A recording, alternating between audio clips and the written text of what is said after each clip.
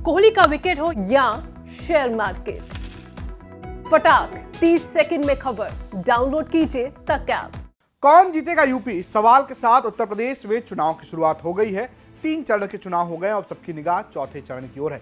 एक तरफ अखिलेश यादव जो ये कह रहे हैं कि उन्होंने 2 ही चरण में शतक मार दिया, वहीं दूसरी ओर बीजेपी है जो भी करीब करीब यही दावा कर रही है कि उसे 80 से 90 सीटें मिली हैं। लेकिन एक ऐसा जिला भी है जहां पर बीजेपी के लिए इस बार समीकरण आसान होते हुए नजर नहीं आ रहे हैं। नमस्कार, मैं हूं रजत सिंह और आप देख रहे हैं यूपी तक। यूपी तक आपको बताएगा चुनाव के बीच में किस जिले की क्या स्थिति है। हम बात करें चौथे चरण के बड़े जिले सीतापुर की। इस जिले में 9 विधानसभा सीटें हैं। इस जिले में बीजेपी के सामने इस बार बगावत से लड़ने की चुनौती है। जिस तरीके से साकेत मिश्रा ने बगावत की है, ऐसे में बीजेपी के लिए माहौल फंसता दिख रहा है। सीतापुर की 9 विधानसभा सीटों की बात करें तो सदर, महोली, हरगांव, बिसावा, सेवता, मिश्रिक, लहरपुर, महमूदाबाद और सिधौली है। वहीं अगर जातीय समीकरण की बात करें तो 2011 में हुई जनगणना के मुताबिक सीतापुर जिले में 19.93% मुस्लिम है, जबकि अनुसूचित जाति और जनजाति की संख्या करीबन 32.26% बताई जाती है। अगर जाति समीकरण की बात करें तो एक अनुमान के मुताबिक पूरे जिले में मुस्लिम, कुर्मी, दलित और ब्राह्मण जातियों का प्रभाव रहा है।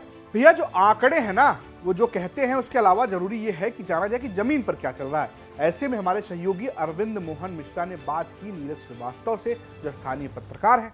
अगर यहाँ पर देखा जाए तो सीतापुर जिला एक दलित बाहुल्य जनपद कहा जाएगा और यहाँ पर लगभग 42% अनुसूचित जात वर्ग की आबादी है, जिसमें शेड्यूल ट्राइब और शेड्यूल कास्ट दोनों शामिल हैं।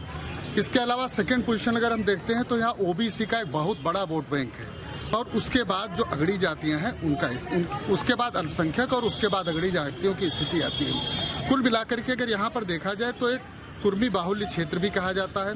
पिछले रिकॉर्ड में अगर लोकसभा की हम बात करें तो यहाँ पर राजेश वर्मा जीते थे, तो एक ये 5 विधानसभाएं जो सीतापुर की आती हैं, तो ये माना जाता है कि कुर्मी बाहुल्य क्षेत्र, और शायद इसीलिए यहाँ पर राजनीतिक दल ऐसे जातीय उम्मीदवारों को टिकट भी देते रहे हैं। विधानसभा सीटों के बीच एक ऐसी सीट है सदर की, जहां पर बीजेपी के लिए बगावत ज्यादा बड़ी है, क्योंकि वहां से विधायक राकेश राठौर भी बगावत कर चुके हैं। जिनको टिकट कटा साकेत मिश्रा, वो भी बगावत कर चुके हैं। और अब जो दावपेच है वो है राकेश राठौर गुरु के ऊपर। तो देखने वाली बात यह है कि ये जो सीट रही है वो समाजवादी पार्टी का गढ़ रहा है।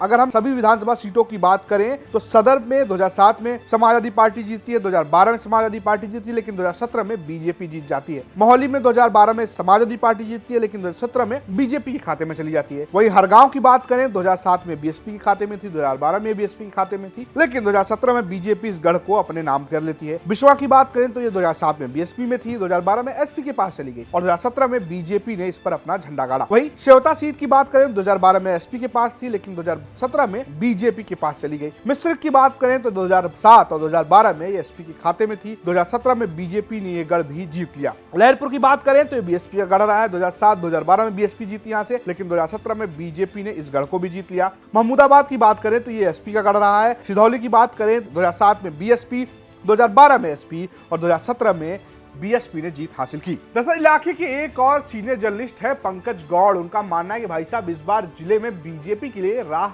आसान नहीं होने वाली है। देखिए, अगर बात करें तो चुनाव से पहले ही जो समाजवादी पार्टी है वो सीतापुर में एक करिश्मा कर चुकी है।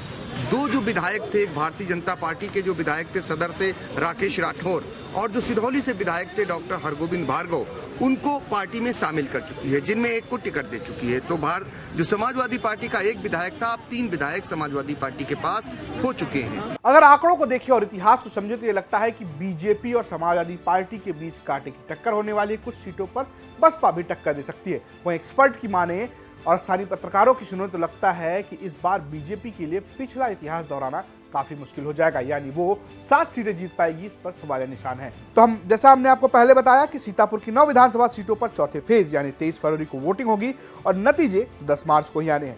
ये तो रही बात सीतापुर जिले की। इस तरीके से हम तमाम जिलों की बात करेंगे। हम आपको बताएंगे कि कौन से जिले में किस पार्टी की स्थिति सबसे मजबूत है। इसके लिए हम खंगालेंगे आंकड़े, इतिहास लेकर आएंगे और हम बात करेंगे स्थानीय पत्रकारों से।